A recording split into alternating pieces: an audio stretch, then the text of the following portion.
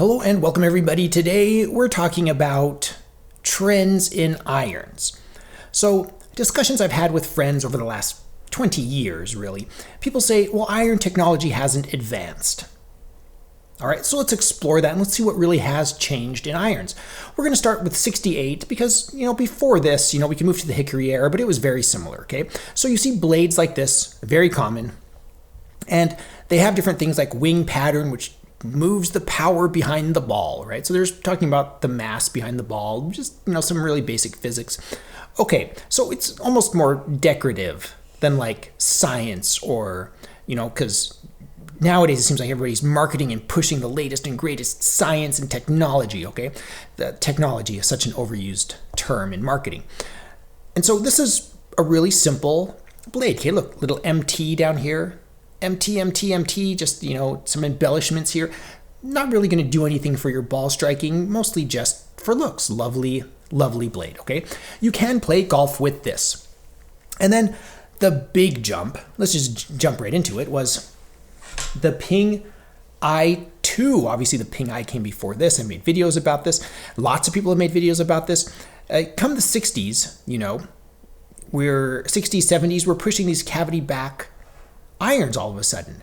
This is visible technology. Look at this big, huge, gaping hole right here, which allows us to push the mass to the side, okay? So this is, an example, and they've been marketing the looks of it, visible technology, power behind the ball kind of ideas before this, but they're still marketing, technology here. More forgiveness, okay? And you can see there's a difference in the steel. One's stainless steel and one's forged. All right. So this idea of technology is what's selling these Ping i2s, not the shiny, ooh, look at me looks. Okay, that's interesting for some people. And I'm going to ask this question at the end. I'm going to ask it now so you can think about it. And, I understand it's dynamic. Would you prefer the blade style look or the big cavity visible technology look? Okay, it's going to come full circle because we're going to talk about modern, like the 770s or 790 irons from TaylorMade that are supposed to be just as forgiving, but they look more blade-like. So if you had to choose, I understand well, I like blades and the like wedges and low irons, and then I like distance irons. I like more of a hybrid or like cavity back. I understand it's different, but if you had to pick one, do you prefer the blade look or the visible cavity technology look? So the Ping i2 comes out and it's lovely. But, 60s rolls through and people are like, I think we can improve on that more. A company, can you see right here? Pinseeker comes out with a hollow metal wood in 1976. Well, that's a wood, not an iron. Well, no, these were sold as irons, kind of hybrids. And it's a hollow metal wood. Yes. TaylorMade turned this into a driver. Spalding turned it into an iron. But the idea of the benefits of a hollow iron were presented in 1976.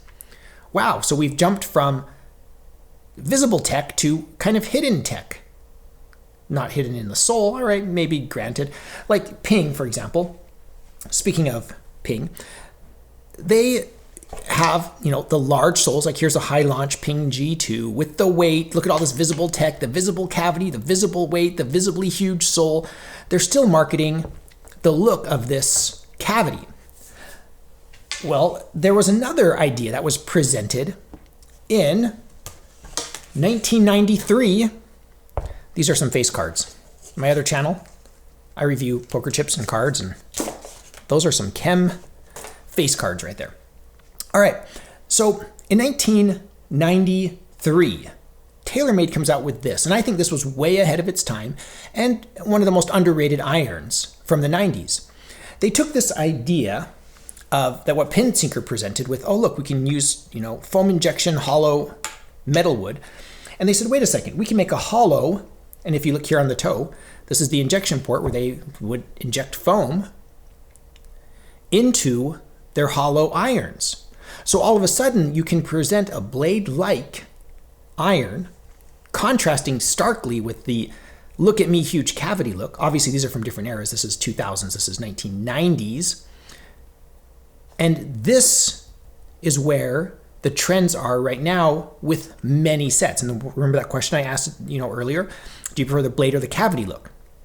So let's step through this kind of like, it's an interesting idea of marketing and how trends change, okay?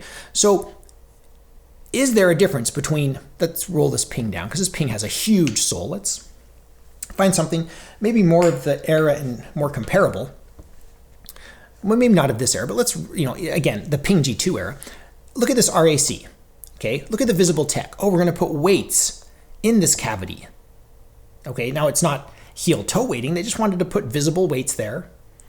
And they're marketing the looks of the cavity. Look at us, here's a visible technology. Or again, this is more hidden technology.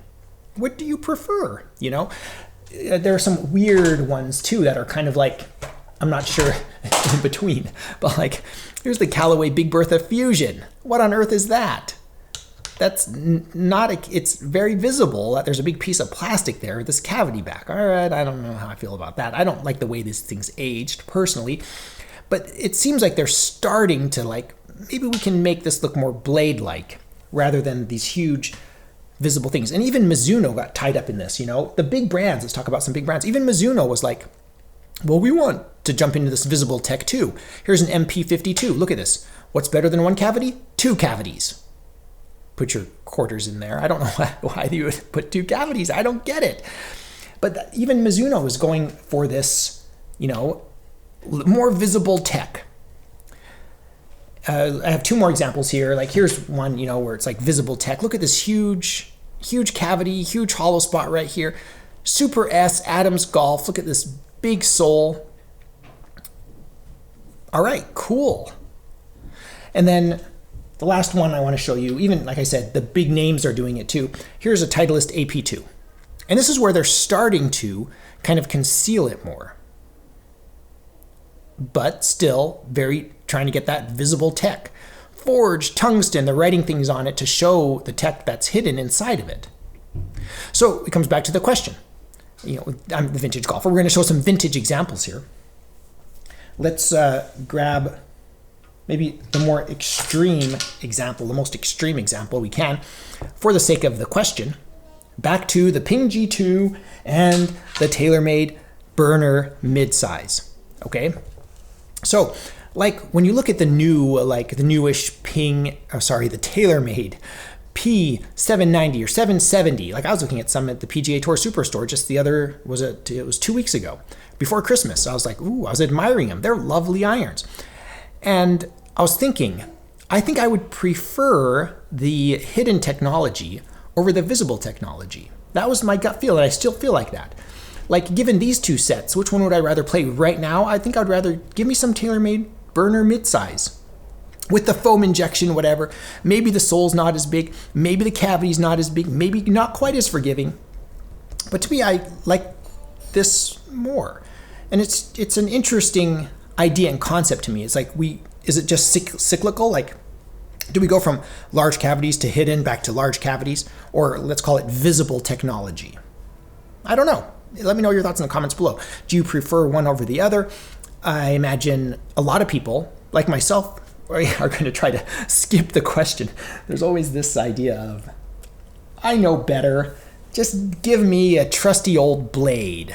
And who needs technology, right? It's back to the golfer. I agree. But, like I said, if you were to choose, you're away from home and you have 2 sets to rent, and you could rent a huge cavity one or like the P790s or something, which one would you pick and why? So I'm interested to hear your thoughts. But I was just looking at some irons. I'm just like, they went crazy with these cavities like through the 2000s and 2000 teens kind of. And now they've really embraced this hollow iron, which can look very blade-like. And I really like the look of them. So really excited to read your comments. Now we're going to dive into fantasy golf. Should I leave these here? I can put the things up here on the other side. I'm going to probably just rotate some of these out so you can see some of these other clubs, which I had rolled in front of the camera. Here's a Mizuno MP52. But fantasy golf. So it was the Century, whatever. I'm going to put up, I don't think I was in the top 10, but I'll put up the leaderboard for the season and the week. I love fantasy golf, the PGA Tour. It's just amazing. It's fun to watch these golfers and try to guess who's going to win, who's going to excel this week. So this is a reminder, be sure to put in your roster, select your roster for this upcoming week. There is a tournament this weekend, as I recall. It starts on the 11th, I believe. So reminder, get your roster filled. And if you're new to fantasy golf or you'd like to join us, in the description below, you have to expand that description and you can find the link for our league, the Vintage Golfer League. Join. Last time I looked, I think there were 45 members. And you're, one of those top people. You'll be here on this channel, here on YouTube. And it's a lot of fun, if for no other reason. So join us on the PGA website for fantasy golf. It's just a lot of fun. Huge shout out to my patrons. Thank you so much for your support. I really appreciate it. It really keeps me motivated. I'm a little sick. Everybody's been sick recently, so I'm a little under the weather as well. One of the reasons why I didn't want to show my face to talk about irons, and I feel like it's better to actually see the irons up close. So I really appreciate my patrons. You can also support this channel by visiting my Amazon shop. I have a link in the description as well. I am an Amazon associate. I make proceeds from qualifying purchases. That's how it helps this channel. If you enjoy this content, please subscribe. Thank you everybody for watching. I am the Vintage Golfer.